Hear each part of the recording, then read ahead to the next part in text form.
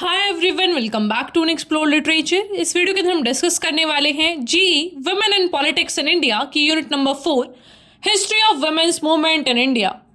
तो इस वीडियो में हम पूरा यूनिट 4 को कवर करेंगे। लास्ट तक देखिएगा ताकि आप किसी पॉइंट को मिस ना करें।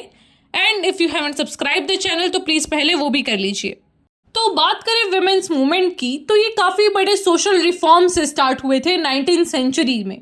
तो इनिशियली क्या हुआ था कि जो मेल मेंबर थे, इलीट क्लास के लोग थे, उन्होंने विमेन के लिए स्टैंड लेना स्टार्ट किया। दे स्टार्टेड टॉकिंग अबाउट कि किस तरीके से हम अपनी सोसाइटी को सुधार सकते हैं और जो एविल प्रैक्टिसेस हैं उनको हटा सकते हैं।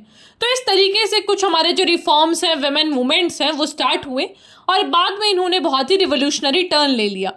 तो सोशल मूवमेंट्स की बात करें तो इनको 3 फेजेस में हम ऐसा डिफ्रेंशिएट कर सकते हैं। सबसे पहला फेज है सोशल रिफॉर्म मूवमेंट्स, जिसमें national movement, social reform legislation, ये सारी चीज़ें आएंगी कॉलोनियल पीरियड के अंदर। Then the second thing is post colonial period, मतलब आज़ादी के बाद। Then the third is women movement in India since 1970s, कि 1970s के बाद से क्या क्या वुमेन मूवमेंट आए हैं। तो ये सारे फेजेस को हम डिस्कस करेंगे वन बाय वन।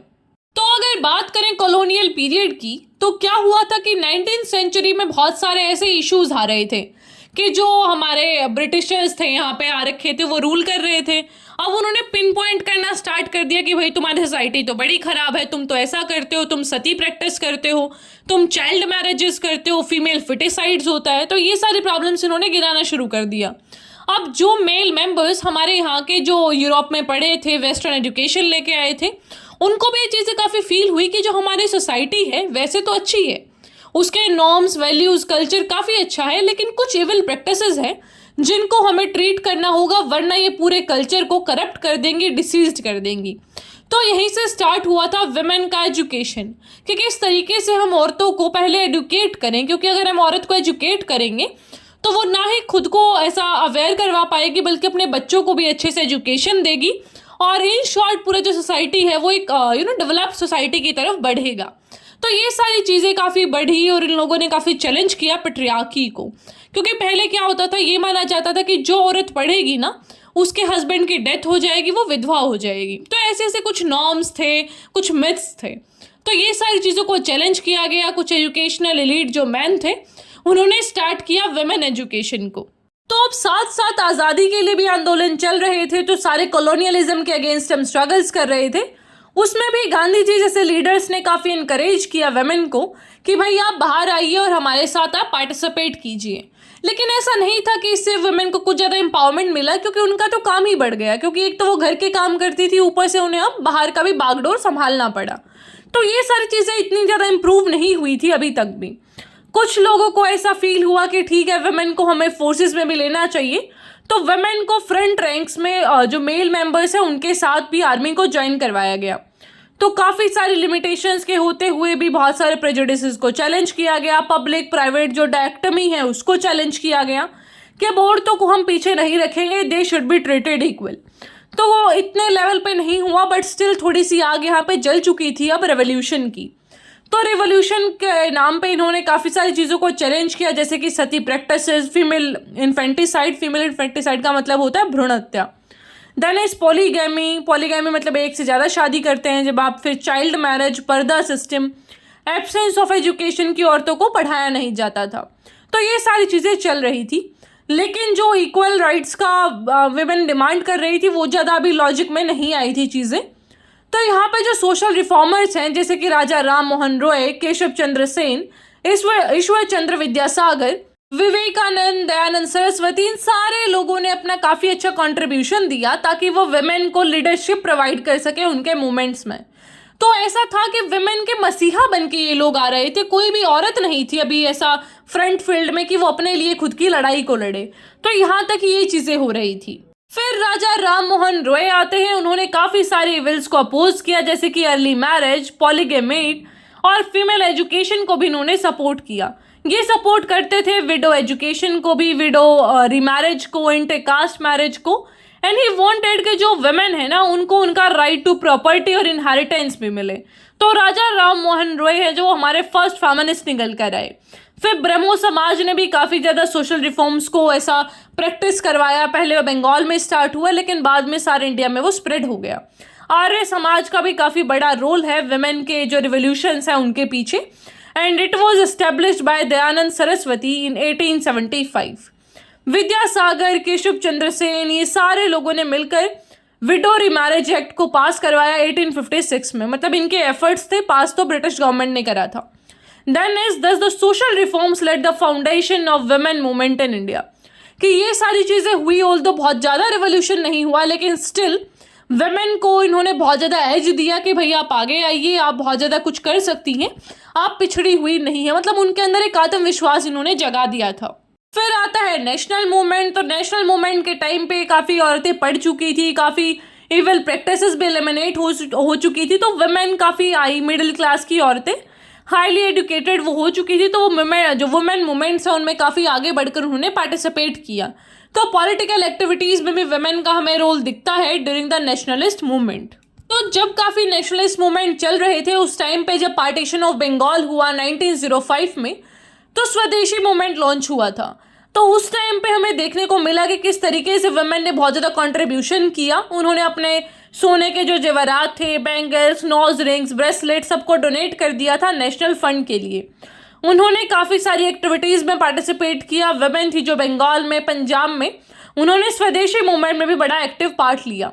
जो वुमेन वर्कर्स थी आर्य समाज की, वो भी काफ़ी अच्छी तरीके से रिस्पॉन्सिबल थी नेशनल स्पिरिट को एरोज करने में अमंग द पीपल।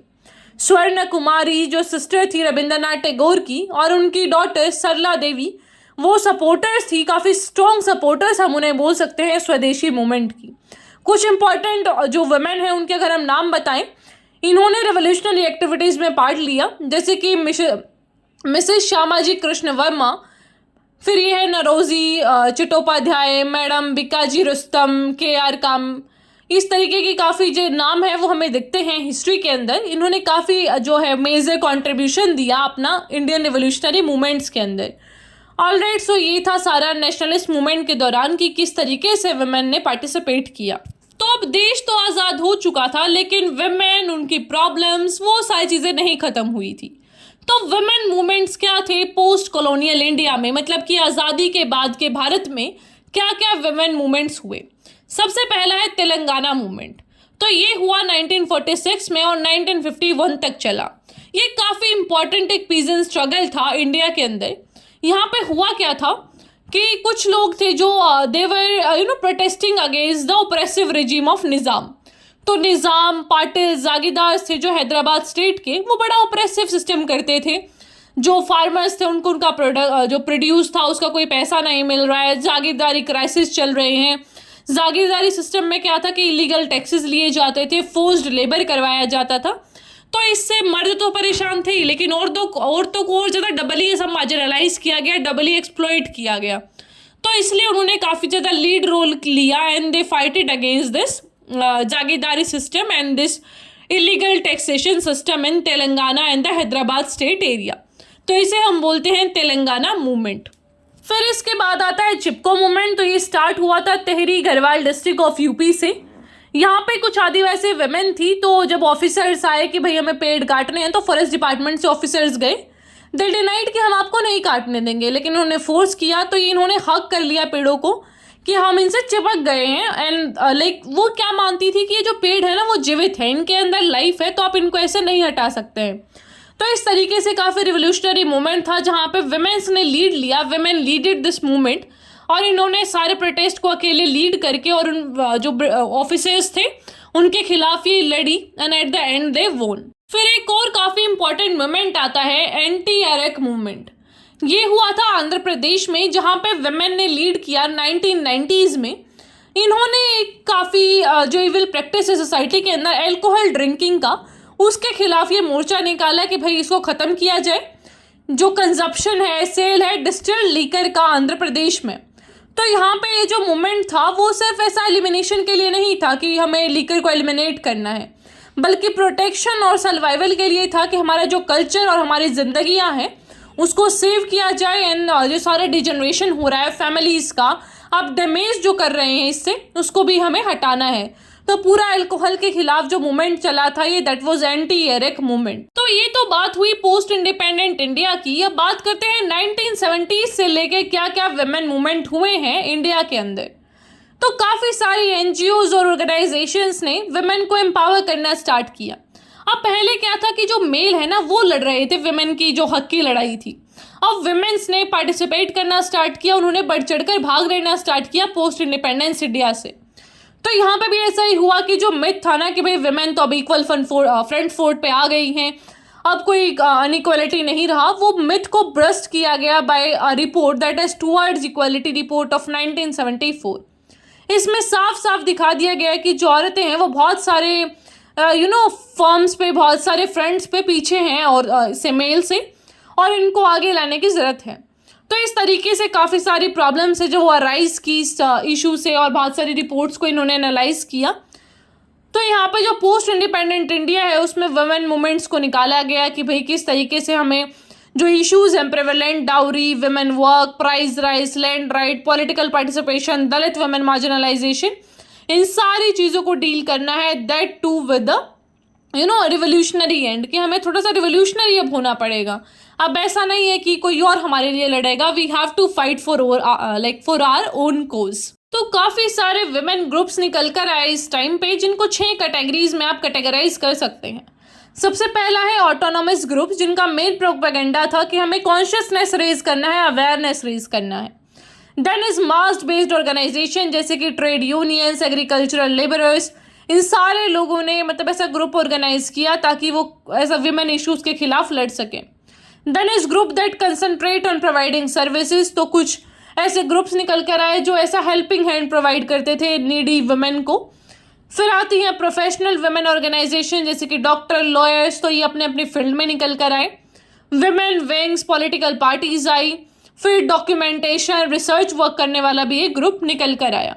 तो ये सब था इस यूनिट के बारे में। आई होप आपको समझ आया होगा। कोई क्वेश्चन, क्वेरी जो भी है उसे आप पूछ सकते हैं। Alright, so I will meet in the next video. Till then take care, stay happy, stay healthy, और अपना फीडबैक देना ना भूलें।